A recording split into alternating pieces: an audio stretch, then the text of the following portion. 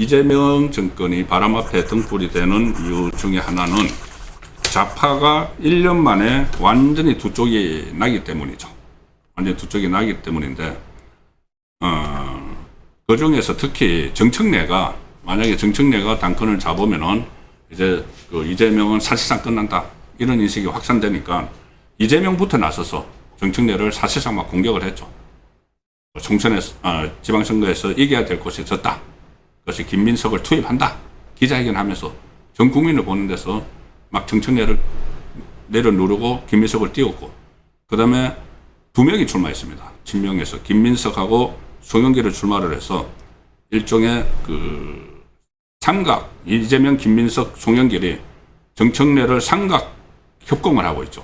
정청래가 맷집도 별로 세지 않은 것 같은데 갑자기 그 정청래 감정이 폭발을 했습니다.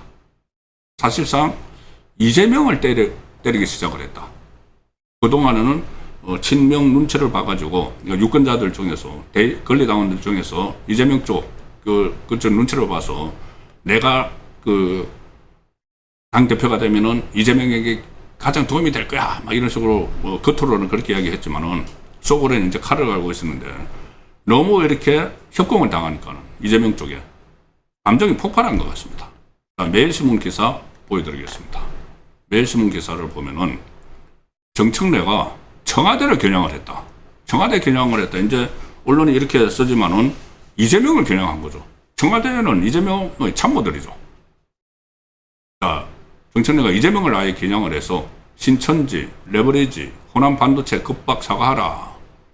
신천지 사과하라. 이건 김민석에게 하는 거고, 뭐 그 과정에서 청와대하고 김민석하고 어떤 교감이 있었던 것 아니냐. 신천지 그 정청래 연루소를 지금 계속 흘리는 것은.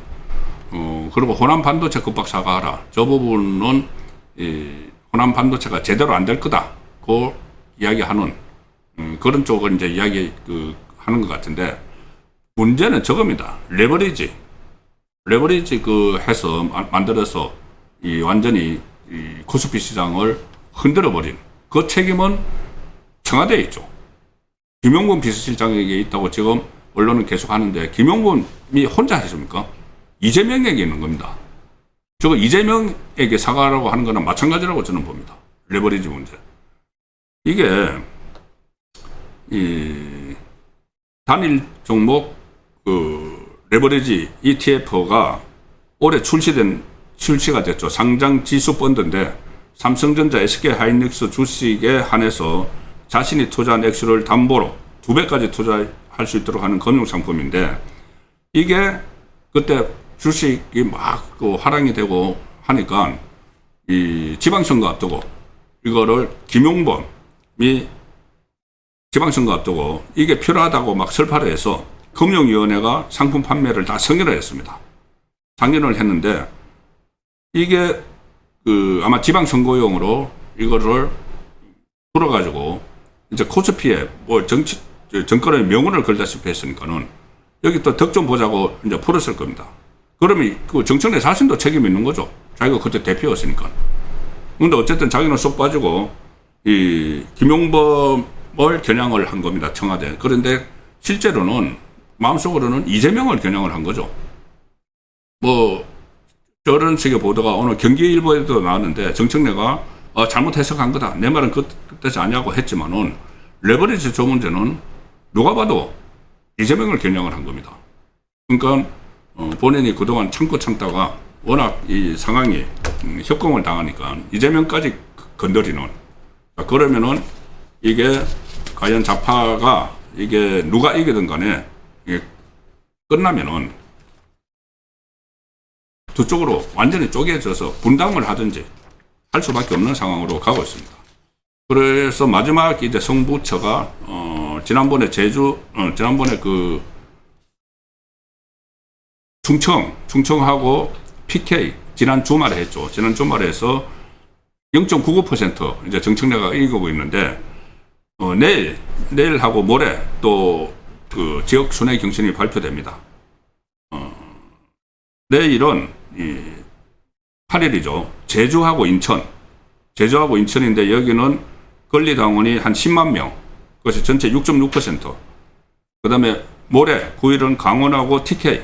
여기는 권리당원이 7만 명. 4.8%.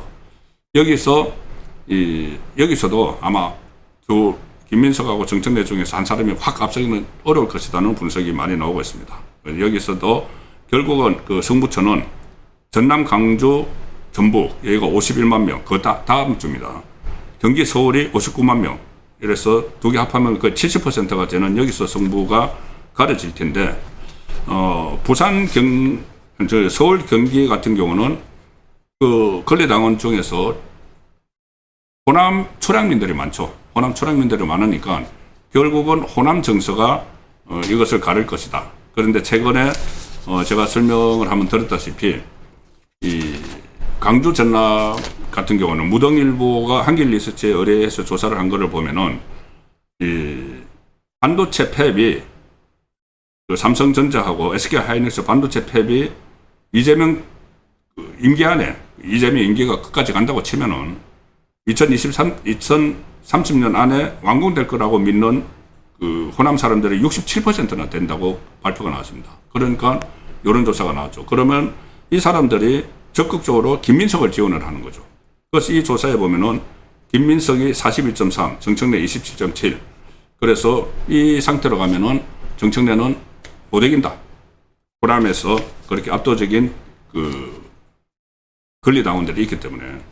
그런데 이게 호남에서 권리당원들 중에서 특히 오래전부터 김대중 전 대통령 때부터 호남에서 권리당원으로 이렇게 쭉 이어져 온 그 계층에서는 김민석뿐이 아니고 송영길까지 엄청난 반감을 갖고 있는 사람들이 많다.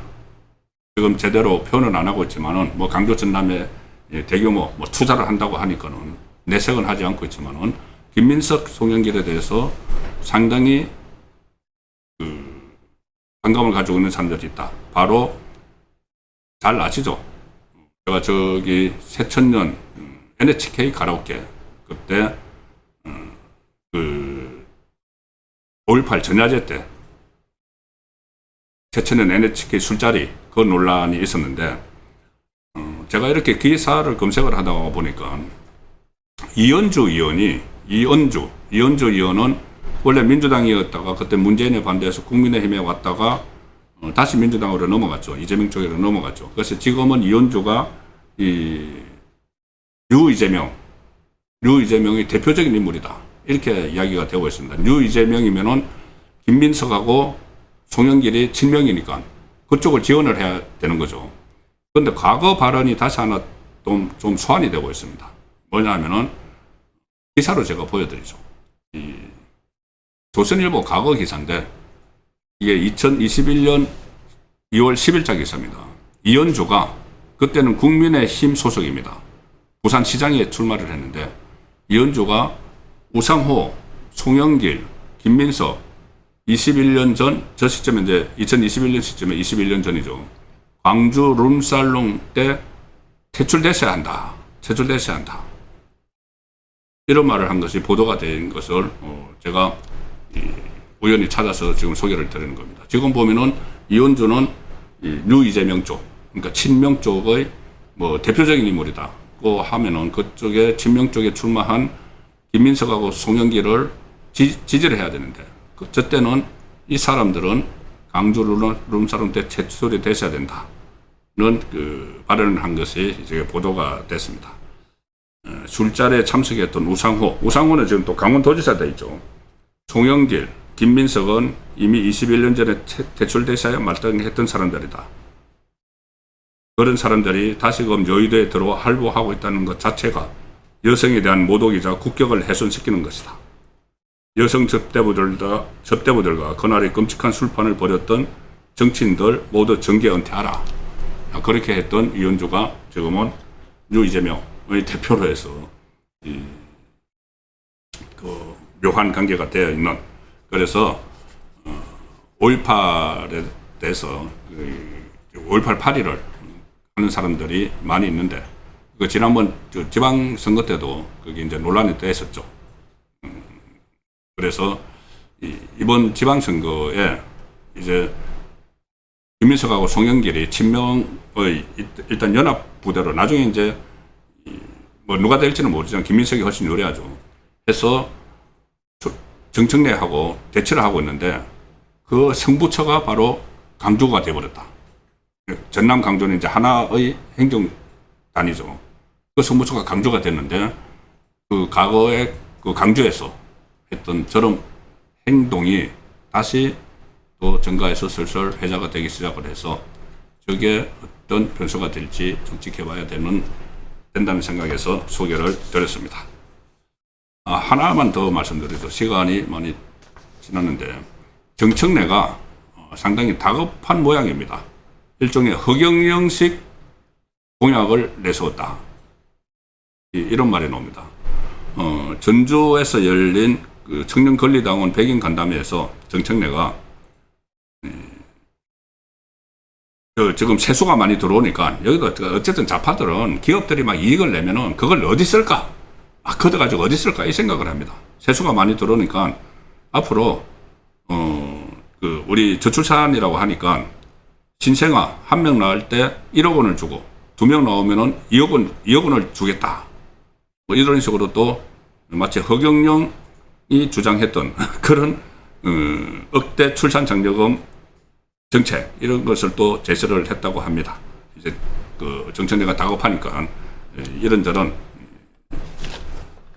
아이디어 같은 것을 꺼내놓고 있는데, 자, 일종의 사생 결단해 버려주고 있는 이제 그 정청래와 김민석의 대결 결과 어느 쪽이 이기더라도 저는 이재명 정권이 더욱더 풍전등화 쪽으로 갈 수밖에 없다는 생각을 하고 있습니다.